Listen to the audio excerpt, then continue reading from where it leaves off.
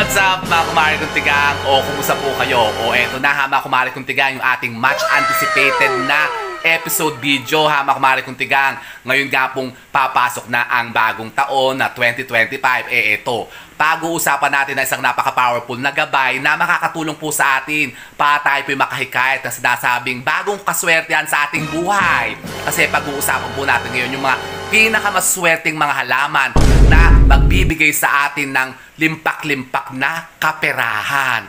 Yung magpapadaloy sa atin ng maraming pera at kaswertihan na mga kumari kong tigang.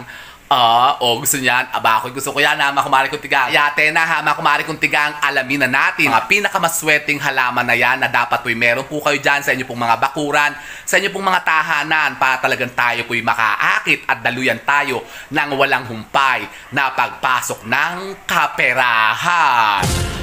Let's go mga kumari kong tigang.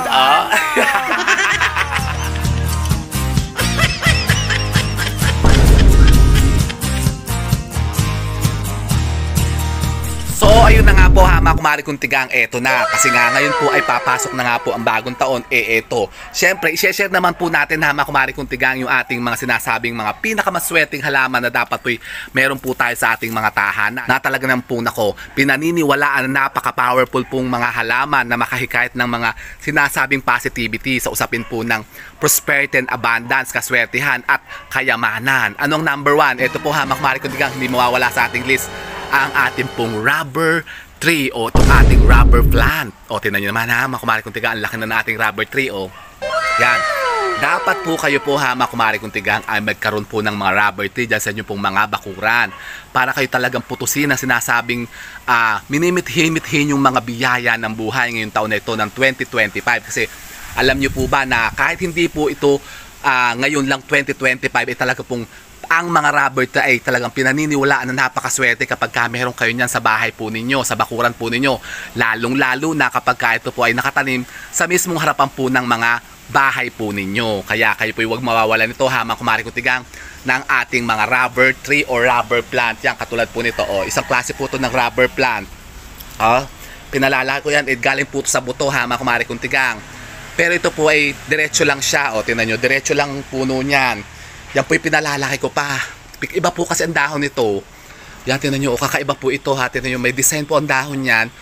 Hindi ito katulad nung ito, the usual natin na rubber tree. Ito po yung ganyan, Ito kasi, ang ginawa ko kasi dito, para sumanga, pinutulan ko doon, pinutol ko doon noon.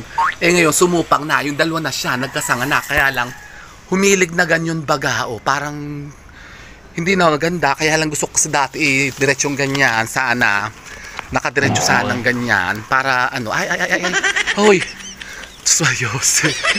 Yan ganyan, diretso sana ng ganyan laang. Kaya lang pinutulan ko nga doon. Ayun, nagtampo ata, sumupang doon, di dalawa na siya, naging dalawa na sanga niya. Ayan, para na siyang ulaga. So, eto po ha, mga kumari kong tigang, ang una sa ating list ng mga halaman na dapat po'y meron po kayo dyan sa inyo pong mga tahanan. Ngayon pong papasok na 2025 Year of the Wood Snake ha, mga kumari kong tigang. So, yun po ang number 1. At ang ating pong pang number 2 ha, mga kumari kong tigang, sa list po natin ay eto. Nako, mawawala pa po ba siya? Hindi ha, mga kumari kong tigang, ang ating mga peace lily.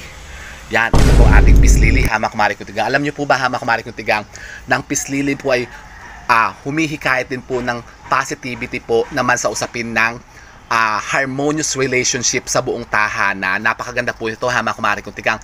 Kapag meron po kayo ito, may enhance po ang positivity po ng unity and harmony sa bahay po ninyo. Yung mawawala po yung mga away-away baga, tapos may improve po yung mga relasyon po ninyo sa mga kasama nyo sa bahay po ninyo. Pag meron kayo niyan, maiiwasan yung mga away-away baga, ganyan, yung mga hidwaan, mga o ano-anong mga inggit-inggit, ganyan. Kapag meron po kayong itong mga peace lily dyan sa mga tahanan po ninyo. Kaya mas maganda po kayo po maglalagay po nito sa mga harapan po ng mga bahay po ninyo para kumbaga maengganyo natin yung positivity ng harmony and unity sa bahay natin. Talaga ba yan ang number 2, ang ating peace lily? At ang ating pang number 3 po ha mga kumari kong tigang, syempre yung wealth plant natin. Ito po ang sinasabing talagang napaka-powerful, napaka-generous na magbigay sa atin ng sinasabing kahilingan natin, ang ating wishing plant na ito, ang ating puno ng laurel. Puno ng laurel. Kayo ba may mga halaman punong ng laurel dyan sa bahay po ninyo? Nako, tingnan nyo yung aking halaman na punong ng laurel. O, kalaki-laki na. O, yan o. Dalawa po ang sanga niyan. Ang ating dahon ng laurel. Talaga namang nako, tingnan nyo. O, yan. Dapat po mga kumari kung tiga ngayon pong 2025 ay magkaroon din po kayo nito ang ating mga halamang laurel. Kasi ito naman po talaga namang proven na talaga naman pong ito'y pinaniniwalaan na talagang ito'y pinaka-epektibo sa lahat na halaman na makapaghikayat nga po ng kaswertehan. Lalong-lalo na po kayo po'y mahilig humiling-hiling mga kumari kong tigang. Talaga ba? Opo, kasi alam niyo po ba na ang mga dahon ng laurel talaga naman pong sinasabing sumisimbolo ng tagumpay sa buhay kapag kayo po ay meron po nito sa inyo pong mga tahanan.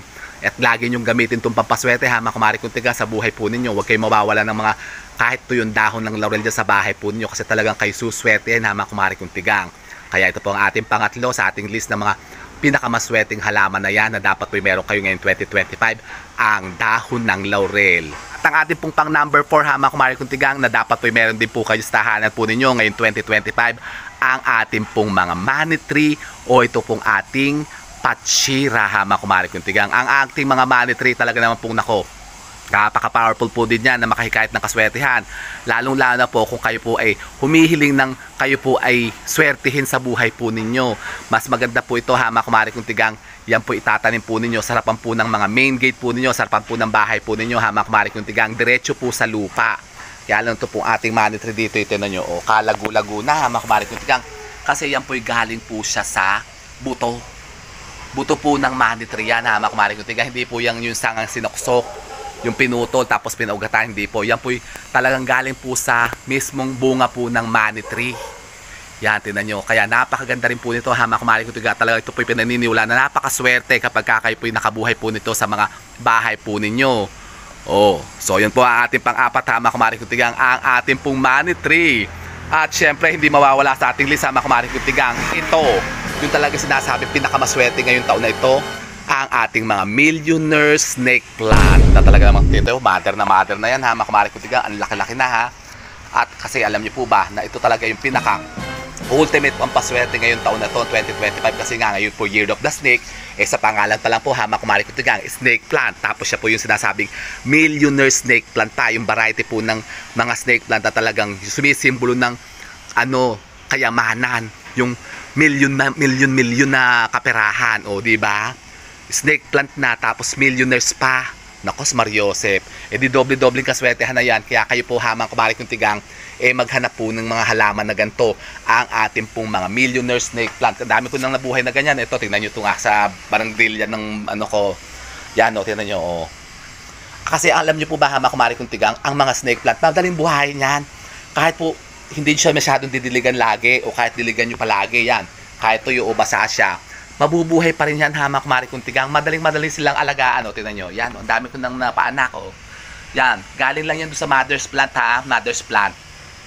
Pinaanak ko siya, ito anak na siya na, ito anak na rin siya, ito anak na rin yan, nung mother, ayun yung mother. Oh, madaling buhay yan ha mga kumari kong tigang. Itusok nyo lang yan naku talagang yan kahit isogan nyo lang siya dyan, hindi yan mamamatay. Talagang kahit saan klase ng lupa yan itanim, talagang buhay na buhay yan ha mga kumari kong tigang.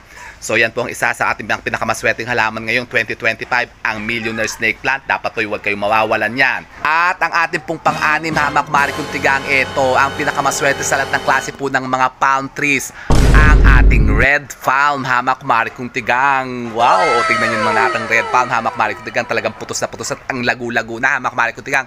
Tingnan nyo hanggang sa itaas ay napakaganda niya ha mga kumari kong tigang, at pulang-pula na talaga ang kanyang puno o di baga. At yan po'y talagang pinaniniwalaan na napakaswerte ha mga kumari kong tigang kapag kayo po'y nakabuhay niyan sa mismong harapan po ng bahay po ninyo na nakatanim po sa lupa nyo mismo. Ay talaga naman kayo dadagasain ng napakaraming kayamanan sa buhay po ninyo ha mga kumari kong tigang.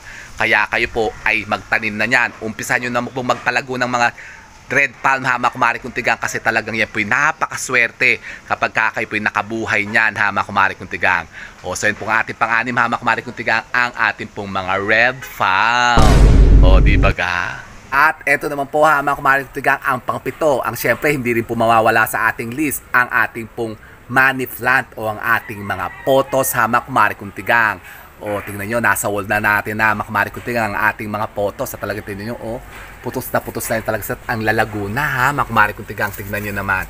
Yan, maganda po ha, makumari kuntigang, ang mga photos natin ay ilalagay natin ganyan na nakahang sa taas. Tapos, yan po ay pagagapangin natin pataas. Pero kayo po ha, makumari kuntigang, tandaan nyo po, ang mga photos po ninyo ay huwag nyo hahayaan na gagapang pababa at sasayad sa lupa. Dapat yun po yung nakataas lagi ha, makumari kuntigang, para kumbaga, ma-uplift niyan at talaga mabubus niyan yung sinasabing kaswertehan natin pagdating sa usapin ng kaswertehan, lalong-lalo na po sa pera. Tingnan nyo naman ang mga dahon ng mga photos ha, makumari kuntigang. O, yan po ang ating golden photos baga. Yan, money plant yan ha, makumari kuntigang, kaya kayo po huwag din po mawawalan yan ang ating pong mga money plant o ang ating golden photos, mga kumari kuntigang. Ngayong 2025, ako, swerte rin po yan. O, di baga? At ang sunod naman po sa ating list, mga kumari kuntigang, syempre ito po ang ating tinatawag naman pong fortune plant. Fortune plant, opo ha, mga kumari kuntigang, nako, napakaswerte rin po nito ha, mga kumari kuntigang. Dapat po meron din po kayo ito ngayong 2025 ang ating mga fortune plant. Marami pong variety yan ha, mga kumari kuntigang. Meron po yung white and green na fortune plant, meron yung plain na katulad po nito, meron po yung dilaw ang dahon ha, mga kumari kuntigang. At napakaganda po, kayo po yung makakapagpabulaklak niyan ang ating mga fortune plant. Lalong-lalo po kapag kayo po yung nakatanim po mismo sa pintuan po ninyo, malapit po sa entrada ng bahay po ninyo.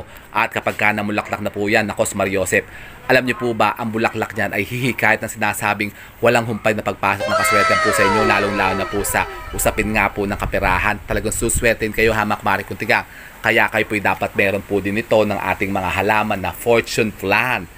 So yan po ha, mga kumari kuntigang, ang pangwalo sa ating list, ang ating pong mga fortune plant. O, di ba ga?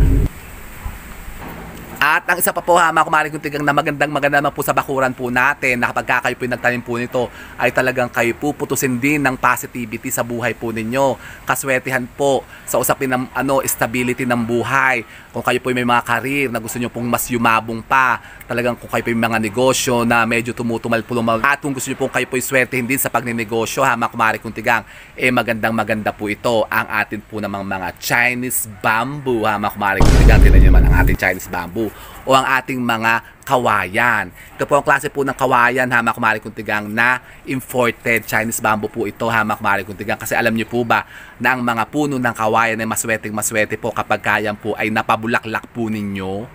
Talaga pa, meron sa klase po kasi ha, mga kumari kuntigang, na kawayan na kapag kayo nang namunga ha, mga kumari kuntigang, namulaklak, talaga naman pong napakaswerte ha, mga kumari kuntigang. Kaya nako, yan po'y alagaan po ninyo sa bahay po ninyo, ang ating pong mga Chinese bamboo. At ang isa pa po ha, mga kumari kuntigang, ito ang ating naman pong tinatawag na sahod yaman o ang mangkok-mangkokan. Yan, ito pong halaman na mangkok-mangkokan na talagang pong nako, napakaswerte po nito kapag kayo po'y mayroong tanim dyan sa bahay po ninyo. Kasi ito po'y sinasabing nako, napakainam na pang sahod ng sinasabing kaswertehan na yan na nanggagaling po sa langit. Kasi tingnan yung dahon niya, para siyang animo po ay mangkok na nakasahod. At pagka ang halaman daw pong ito ay nakatanim po mismo sa mga harapan po ng bahay po ninyo, talagang literal na sasahudin niya ang mga sinasabing kaswertehan na yan na minimithi-mithi po ninyo. Talagang kasi yan na ito, tingnan nyo naman, nakasahod talaga yung mga dahon niya. At alam niyo po ba na kapag ka ito po lumaki, lumalapad po ang dahon niyan, malapad na malapad. Kaya tapat talaga animo po siya ng bangkok na nakasahod sa langit. Kaya maswerte din po yan kapag ka meron po kayo ito ng ating pong mga sahod yaman o itong ating mangkok-mangkokan. Yan po ha, mga kumari kuntigang, huwag kayo mawawalan yan ng ating mangkok-mangkokan. At ang isa pa po ha, mga kumari kuntigang, na talagang pong dapat po meron din po kayo sa mga tahanan po ninyo. Ito po ang ating silum, ating mga silum na talaga naman pong pinaniniwalaan din na napaka-epektibo din pong panghikayat ng kaswertehan sa ating mga tahanan. O di ba ga, dapat po meron ko kayo niyan ang mga halamang silum. Nako, talagang suswertein kayo, talagang payayamanin kayo niyan. Isa rin po itong tawag dito, sahod yaman din po, pero ito po silum po siya. Tingnan nyo naman yung niya, yung dahon niya, para siyang kamay. Para siyang kamay na nakasahod po sa langit. O, di ba ga? Ang ganda O. So, yan. Dapat po meron din kayo niyan, ha, mga kumari kuntigang, ng ating pong mga silum. Isa pa po ito, ha, mga kumari kuntigang, na nakasama na niya. O, ito po ang ating pong mga Boston Fern. Ako, maswerte din po yan ha, mga kumari kong tigang, kapag meron kayo niyan. Ang mga Boston Fern, eto, tingnan nyo, meron dito. So, ayan po ha, mga kumari kong tigang, ang ating pong mga Boston Fern. Tingnan nyo, at kalago-lago na ng Boston Fern natin ha, mga kumari kong tigang. Kasi alam nyo po itong Boston Fern, maganda po ito. Kasi ang dahon po niya ay humahaba ng napakahaba ha, mga kumari kong tigang. O, tingnan nyo naman. O yan, kalago-lago na ng ating Boston Fern dito na nakasabit po sa taas ha, mga kumari kong tigang. Maganda naman po siya na nakahang sa taas. Halimbawa, kayo may mga matataas na puno, may mga pader kayo dyan, napakaganda niyang ilagay dyan sa may mga main gate po ninyo, katulad po nito, o, yun, o, na doon sa taas siya, o. Kasi pagka humapay po yung mga dahon niya, talagang napakagandang tignan. At yan po, nakakahikayat din po yan ng kaswertihan sa bahay po natin kapag meron kayo niyan, yung ating mga Boston Fir. Tapos, ang ating pong panghuli, ito po, dapat po huwag kayo mawawalan po nito sa pamilya din po ng ating mga found trees. Ito naman po ang ating pong palmera. O, tingnan yung palmera natin ha, mga kumari kong tigang, napakasukal na tingnan nyo kasi nalalaglag ba kasi yung puno ng itong yuka. Yan, yuka yan eh. Pero hindi na natin siya sinama sa list natin. Pero alam nyo, swerte din po ang yuka kapag kayang mga yuka na yan, namulaklak. Napabulaklak po ninyo, tingnan nyo, taas na ha, mga kumari kong tigang. Yan, binibili na nga sa akin yan ng, ng 10,000. Yan no, kalaki-laki na. Sabi sa akin, bibili na raw ng 10,000 yan. Kaya lang, titibagin yung parang yung huhukayin. Sabi ko ba, hindi pwede. Baka mamagiba na yung pader ko. Kasi kalaki-laki na yan. O, tinan nyo naman, o. Yan, o, yuka. Yung yuka na tree. Yuka tree yan, eh. O, tinan nyo, o. Pero ang ganda niya na makumari kong tigan, lalo na sa mga pan-landscape. O, kasi parang ang style ng niya, puno, parang yung mga halaman doon sa avatar. Yung pang-avatar yan, eh. Pang-avatar plant yan, eh. Yan, o, yung mga yuka tree. Yan, ako pa yung nakapagpaanak na yan, eh. Ito yung anak niya, o. Ito, yuka rin to, yuka. Si Yuka. O, yan ang Yuka. Yan, maswerte din po ito ha, mga kumari kong tigang. Kaya lang hindi na po natin sinama sa list natin kasi 12 lang po yung ating, kumbaga, priority. Pero isama nyo na rin ha, mga kumari kong tigang. Ito pong ating Yuka. Kasi alam nyo po ba ha, mga kumari kong tigang, na mga halaman naman, may kanya-kanya naman pong katangian niya at may kanya-kanyang mga sinasabing hatid na swerte yan. Hindi naman po sinabing hindi natin sinama sa ating list. Hindi na po maswerte yung mga halaman na yan. Lahat po ng mga halaman ha, mga kumari kong tigang, ay swerte yan. Depende na lang po sa, kumbaga, kung anong taon natin siya i-imbibe sa atin. Kumbaga, katulad po nito, ayun naman si si Impactang, tinan mo itong si Rosmar na to. Kasi kanina nga, tinangkabang ko ang uso niya. Yun no, tinan nyo, pasilip-silip pa doon. Kasi kinalmot ako, pinapakain ko inaamo-amo ko lang. Tapos tinan nyo, yan ang bruha oh, tinan nyo. Hoy! Saan ka pupunta? Halika nga rito, mag-usap tayo. Halika rito, bruha ka, halika rito. Halika rito. Ikay kinakausap ko lang ha. Impacta ka, tapos ako'y sasakmalin mo. Kinalmot ako, gagangya, yun o. Nakatakot sa akin, takot siya sa akin ngayon. Kasi pinagsabihan ko sabi ko ikaw ha, bruha ka. Huwag mo akong kakalmutin. Kasi ako na nga nagpapakain sa'yo. Ha? Mag-sorry ka sa akin, mag-sorry ka. Mag-sorry ka, napakamaldita mo.